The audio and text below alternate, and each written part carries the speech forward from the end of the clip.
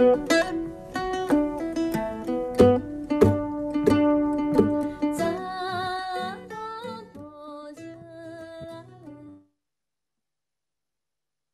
afternoon, everyone, and welcome. My name is Scott Busby. I'm the Acting Principal Deputy Assistant Secretary from the Bureau of Democracy, Human Rights, and Labor. Losar Tashi Delek. I'm honored to be with you today to celebrate Losar. A very happy New Year to all of you. First off, Secretary Blinken would like to share his good wishes with the group.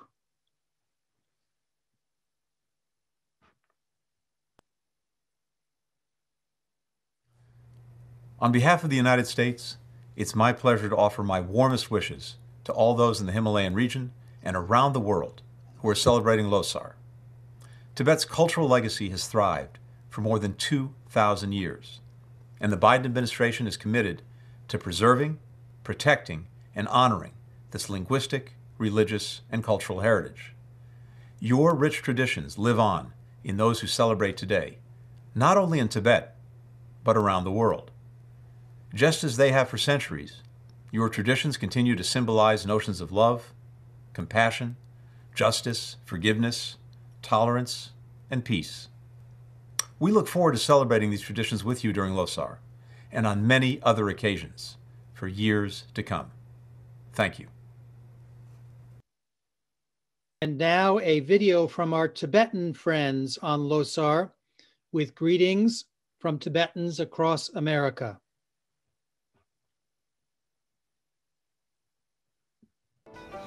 Losar. This year, February 12th, marks the first day of the year 2148 in the Tibetan lunar calendar. Losar means New Year, and Tibetans celebrate with a variety of different cultural, religious festivities, and also a lot of merrymaking. Every Tibetan family will have a Losar altar, which will include fruits of our nomadic and farming traditions, and a generous, beautiful altar represents the increasing virtues of auspiciousness, and every family will try to include try to make their altar beautiful and decorative. And in this tradition, we greet each other by saying Tashi Delek, which means good health and good fortune. But on a deeper level, the Dalai Lama reminds us it means may you have a meaningful life, a life that has joy in benefiting others and not harming them.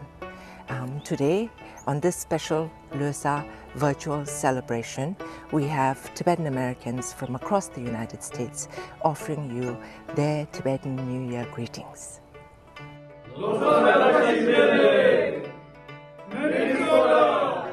Salt Lake City, Utah. Tibetan Association of Ithaca, upstate New York. Tibetan Association here in Madison, Wisconsin. Tibetan Association of Philadelphia. New York down, New Jersey. Ringet sangma pöge losa la tash dele. Namlo tatse la tashi dele. Losa tashi dele.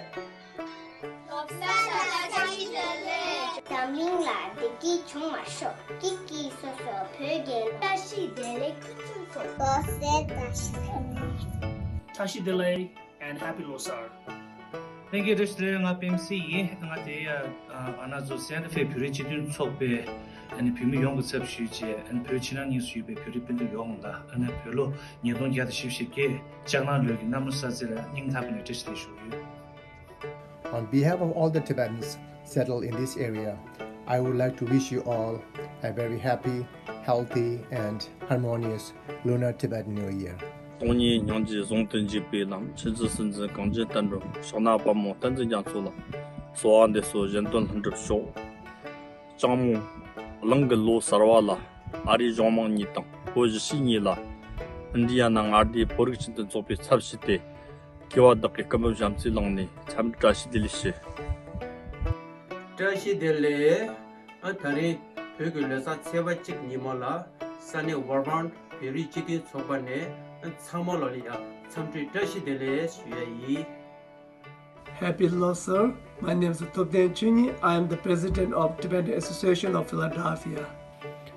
I, on behalf of Tibetan Association of Colorado, wish you all a very warm and happy Tibetan New Year. 그리치디 속에 최순도가 원에 남로 사텔라 다시델레슈 로사 다시델레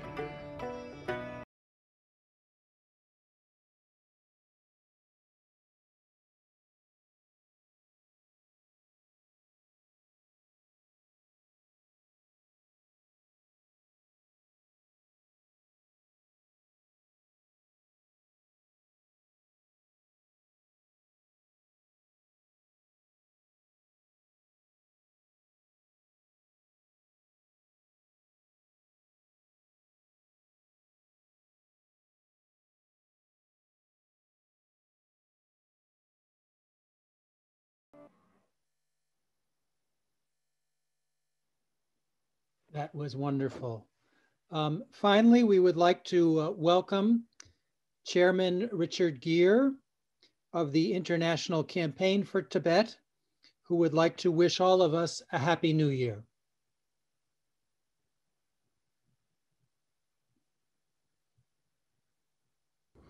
Hello, everybody there at the State Department and Secretary Blinken. Very happy to know that you are joining us at some point today. This is a very special day in the life of Tibetans. Losar, their New Year's, is much more than just a kind of a revel celebration. It's one of reaffirmation of a deep commitment, a Buddhist commitment, but a human commitment to wisdom and compassion.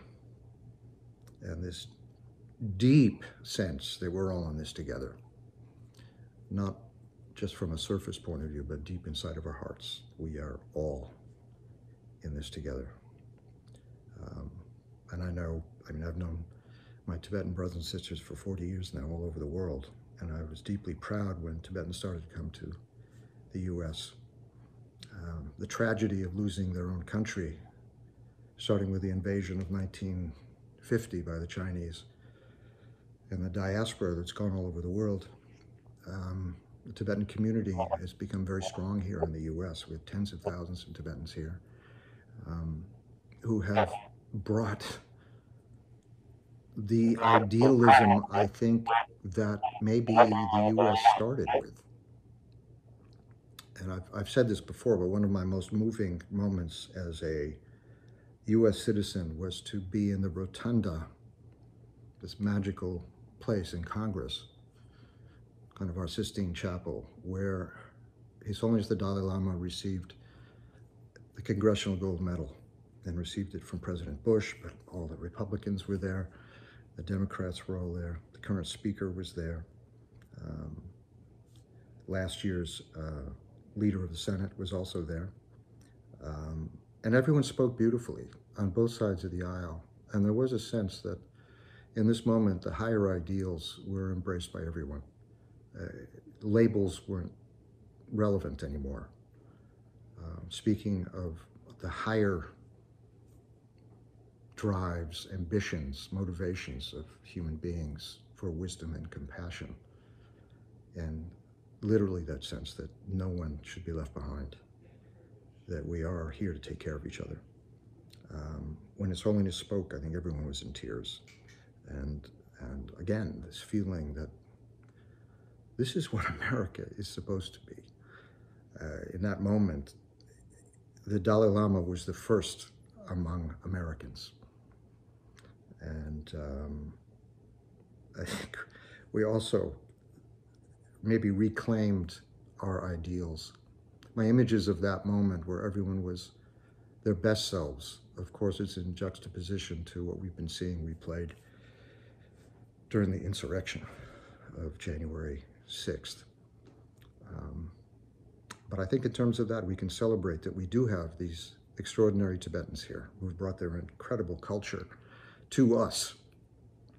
And they're now part of us.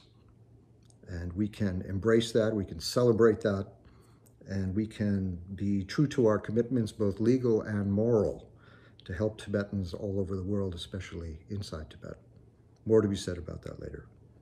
But thank you very much for celebrating this moment of Losar New Year's for our Tibetan brothers and sisters.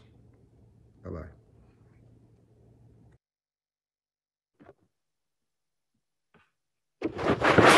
Thanks to everyone for those wonderful messages. While I wish we all could be in one room to honor this occasion, as we have in the past, this virtual celebration is no less meaningful. We are here to celebrate a beautiful culture, and there is no better way to do that than to do it with all of you together. I'd like to recognize a number of State Department officials who are with us today in celebration of Losar. First, Senior Bureau Official Nancy Jackson and Acting Principal Deputy Assistant Secretary Richard Albright from the Bureau of Population, Refugees, and Migration. Second, Deputy Assistant Secretary for Human Rights, Labor, and Democracy, Kara McDonald. Third, Deputy Assistant Secretary for East Asian and Pacific Affairs, Jonathan Fritz. Fourth, Deputy Assistant Secretary for South and Central Asian Affairs, Laura Stone. And last, Senior Official for the Office of International Religious Freedom, Dan Nadell. Now it is my honor to introduce Senior Official for Civilian Security, Democracy, and Human Rights, Lisa Peterson, to offer us some remarks. Lisa?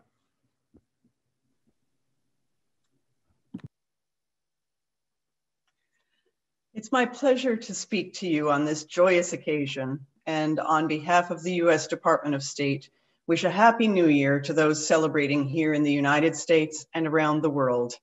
Losar Tashi Delek. I'd like to emphasize the continuing U.S. commitment to the people of Tibet. The United States stands with them all and will continue to work with Tibetans to honor their unique identity, cultural practices, language, and religious traditions. We celebrate this start of a new year at a time of great adversity and change around the world. During this pandemic, many have found comfort in His Holiness the Dalai Lama's teachings regarding kindness, patience, and reverence for life. I'd also like to recognize and celebrate the many contributions of Tibetan Americans, including to the pandemic response. A U.S. Public Health Service officer, from whom we'll hear later on, is one of the many young Tibetan American leaders making their mark upon the world. The United States has long supported young Tibetans as they grow into leadership roles.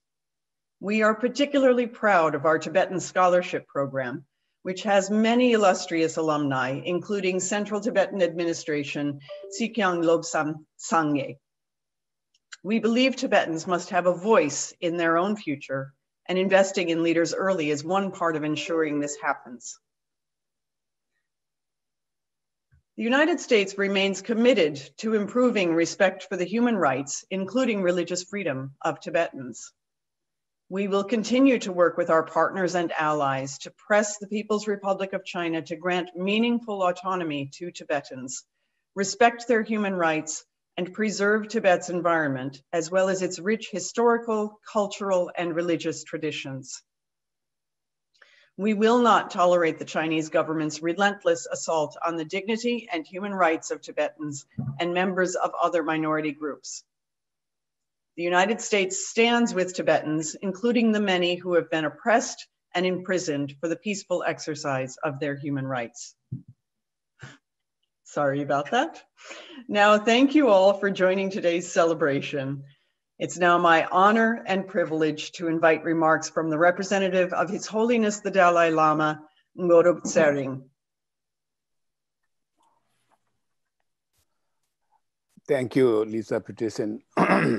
First and foremost, I'd like to sincerely thank the State Department for organizing this year's virtual Losar event. On behalf of His Holiness the Dalai Lama and the Central Tibetan Administration, I would like to offer my greetings and prayers to everyone, and especially to Secretary Anthony Blinken, Lisa Peterson, and all the bureau chiefs of the State Department, officials of the State Department, and the distinguished guest. In Tibetan language, Lo means year and Sar means new, so it's a new year. Traditionally, it is celebrated for 3 days to 15 days with lots of festivities and excitement. The occasion is also an important time to set the right motivation for the coming year while rejoicing at the positive deeds of the year just passed by. Last February, we were at the State Department to attend an in-person Losar event. I can't believe it is yet another Losar now. Time flies like anything. I'm grateful to successive US administration for keeping up with the tradition of hosting Losar each year. This, I believe, is the 7th event, and I have been fortunate to attend 4 of them. Thank you for honoring this important cultural tradition of Tibet. It means a lot for the Tibetan people. 2020 was undoubtedly one of the most memorable years in recent history because of the Wuhan originated COVID-19 pandemic. Millions of people lost their lives and livelihoods. The world economy has been battered. The toll from the pandemic is still continuing unabated.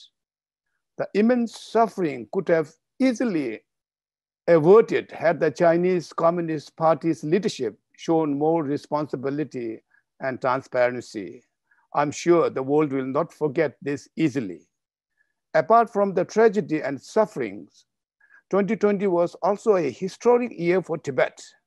The passage of Tibetan Policy and Support Act of 2020 has been the most uplifting and inspiring for the Tibetans and Tibet supporters all over the globe. This act passed because of the leadership and support of so many, including many of you who are here today. This new legislation made it an official US policy that the succession of Tibetan Buddhist leaders, including the succession of Dalai Lama, be left solely to the Tibetan Buddhists to decide without interference from the Chinese government. This is one of many important provisions that were enacted into law by TPSA. The Chinese Communist Party would very much like to see the demise of His Holiness' legacy, but the US Congress sent a resounding message that they will not remain idle in the face of historic injustice. I look forward to seeing the effects of TPSA in the near future. I feel confident that Tibetans are much better off with this new historic legislation. Last year, I concluded my Losar remarks by calling for the appointment of special coordinator, and that request was granted, albeit after a long wait. Though our time with the former special coordinator, Assistant Secretary Robert Destro, was very short, he and his team made the most of his tenure and will be fondly remembered for helping the CTA president, Dr. Lobsang Sangye, enter the State Department for the first time. It was a huge moment for Tibet. We hope it will continue. Also, the Office of Tibet had the privilege of arranging the first ever virtual trip to Dharamsala for the special coordinator and his team, including an audience with His Holiness the Dalai Lama. Just recently, the State Department issued a strong statement in support of Tibet, and also Secretary Blinken spoke directly to the Chinese official a couple of days ago that US will continue to stand up for human rights in Tibet, Xinjiang, and Hong Kong. I cannot thank the new administration enough. Although Losar is an occasion for celebration and jubilation, I cannot help but think of our brothers and sisters who continue to suffer in Tibet. Their situation continues to be dire and needs our help more than ever. The so-called ethnic unity, bilingual policy, Sinicization of Tibetan Buddhism, forced labor, etc., etc., introduced by the CCP, one after another, even during the pandemic, aimed at nothing but total assimilation and elimination of Tibetan identity. This is not a short-term crisis. It has been happening for the last 7 decades. But CCP will not succeed, as Tibetans will not let them succeed. In 2018, I mentioned during the Losar event that it has started off with Tibet, but can end with you, meaning the rest of the world. And precisely, as sure enough, the people of Xinjiang, Hong Kong, and Southern Mongolia have joined the pack of victims now. CCP is also threatening India and Taiwan, clearly proving that it is a threat to the world freedom and democracy. On a separate note, I would like to inform you that Tibetan population in the United States is roughly around 25,000, and more than 60% of Tibetans are in the frontline professions, serving as nurses, doctors, and health workers. Our people are very proud to be among the heroes who risked their lives serving others during the pandemic. In addition, several Tibetan associations in North America collected donations and contributed to COVID-related NGOs, while others offered hot lunches to first responders, and some made even face masks in hundreds and distributed them freely to the needy. We were truly grateful to be of some help during the pandemic to this great nation, which welcomed us so kindly. To conclude, I would like to thank the folks in DRL and Office of International Religious Freedom, and particularly Principal Deputy Secretary Scott Busby and Stephanie for putting this event together and giving me an opportunity to speak. I also like to thank ICT for their help in coordinating this event. Let me finish with these prayers. May His Holiness live long and enjoy a sound health. May God bless United States of America. Thank you. Tukchi che. Tashidele.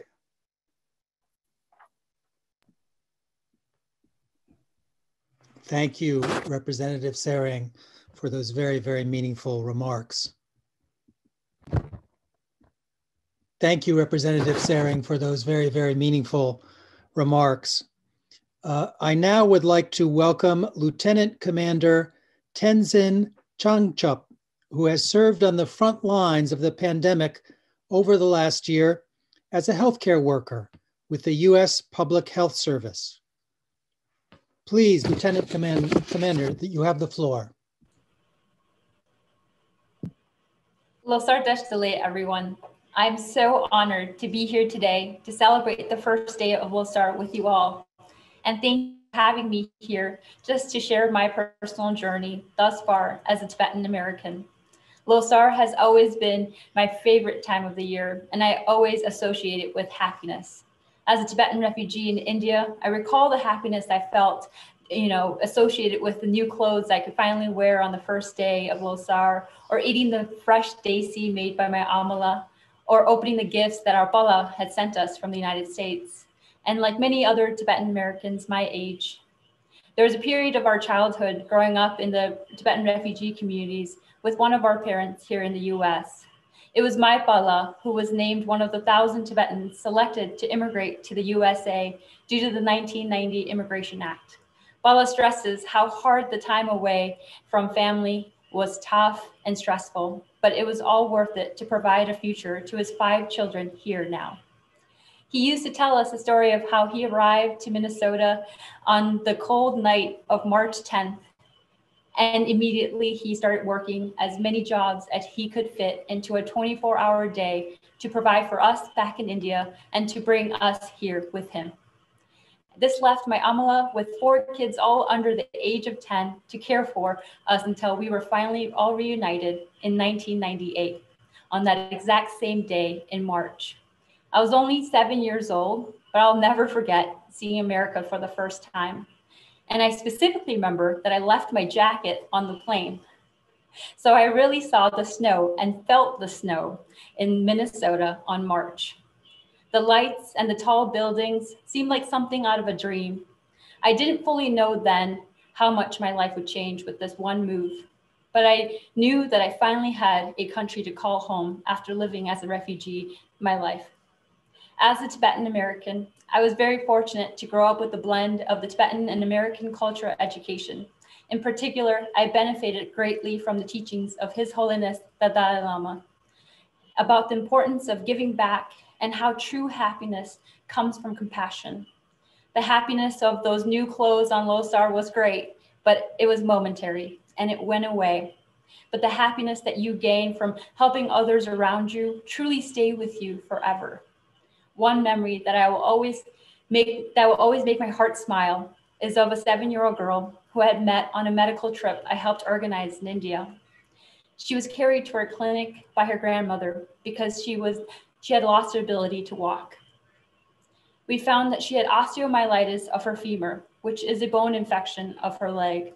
And through the coordination with physicians here in the US and with local and international nonprofit organizations, we were able to provide her with appropriate antibiotics and surgery. She was able to walk again. It's these type of experiences throughout my life that have reinforced the teaching of His Holiness to always serve others around us. It's these values instilled in me as a Tibetan American is the reasons why I chose to commission with the US Public Health Service. We are one of the 8 uniformed services of the United States of America. We are America's health responders with the mission to protect, promote, and advance the health and safety of our nation. Through PHS, I've had the privilege to provide care to Americans who need it the most.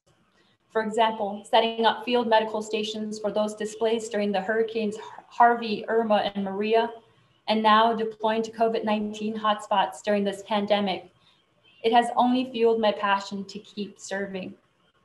And I definitely would not be where I am today without the support of the communities throughout my life. It truly takes a village, a strong and supportive village. The extended family and neighbors who lent a hand to my Amala with the kids, and the group of teachers at Orchard Lane Elementary School who helped transition me from an English learner classes to high-performing classes in the first 3 years. And the Minnesota Tibetan community here in Minnesota who had volunteered to keep our Tibetan culture, language, and traditions alive. The community leaders like the late Gay Wangala, who had spent all of his free time encouraging us young Tibetan students to pursue higher education. I remember that he even attended my high school graduation speech, and he was so proud of me, like he was my own dad. And the small community of Tibetan members who actually work at the Walter Reed Medical Center and tailored this uniform for me as they have for all the other uniform services.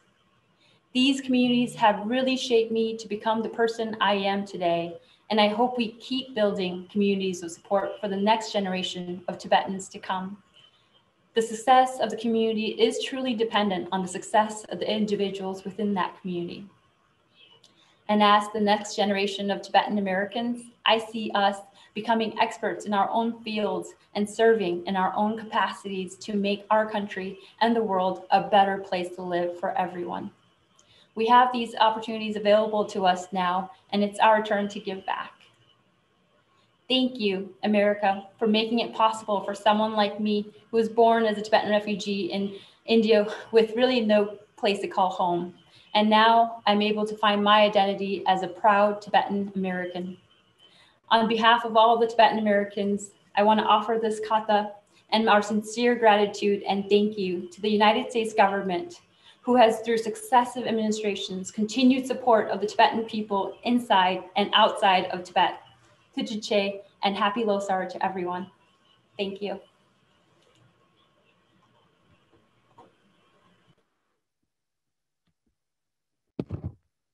Thank you very much, Lieutenant Commander. Now we will watch a performance of Drekar by Sering Bawa, in which he will recite auspicious verses for the new year.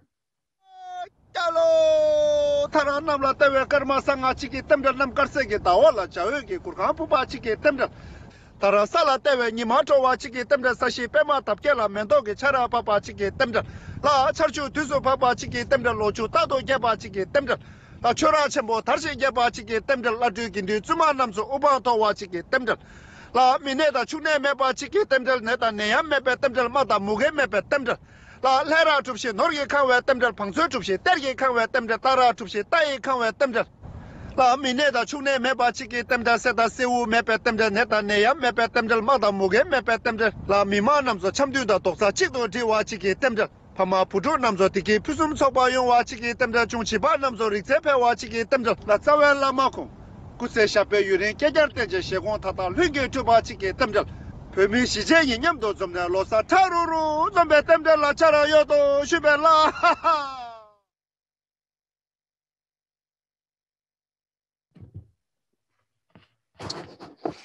Now, I would like to introduce two outstanding Tibetan American youth. The first is Sejin Kandu, a recent graduate from Bucknell University with a double major in East Asian Studies and Sociology, and a member of the Yakbo Collective, a New York-based organization that promotes Tibetan art. Second, we have Tenzin Kunsel, who came to America at the age of 9, learned Tibetan singing at Tibetan Sunday School in New York City, and is a recent graduate with a master's degree in applied health informatics from Stony Brook University. They will now perform a Losar celebration song. Miss Tejin Kondo. My name is Tenzin Kansel, and on this auspicious day, we'd like to wish you all Losar Teshdele. Today we'll be presenting a song called Kangje Pöge Losar, which is about celebrating the Tibetan New Year with family, friends, and loved ones. Thank you.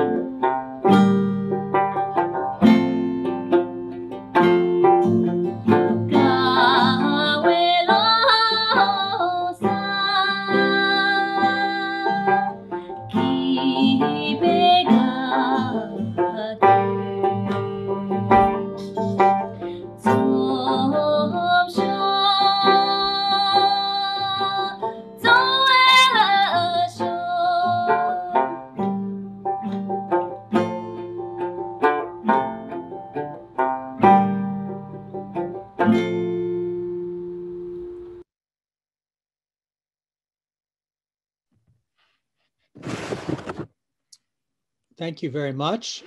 That brings our program to an end. I would like to thank all of our speakers, performers, guests, and everyone watching at home. It was wonderful to hear from you and to experience a small taste of the richness of Tibetan culture. Before we leave, I would like to underscore Senior Official Peterson's earlier remarks. The United States remains firmly committed to Tibet and to the Tibetan people. Happy New Year, Losar Tashi Delek. I look forward to celebrating again with all of you next year. That concludes our show.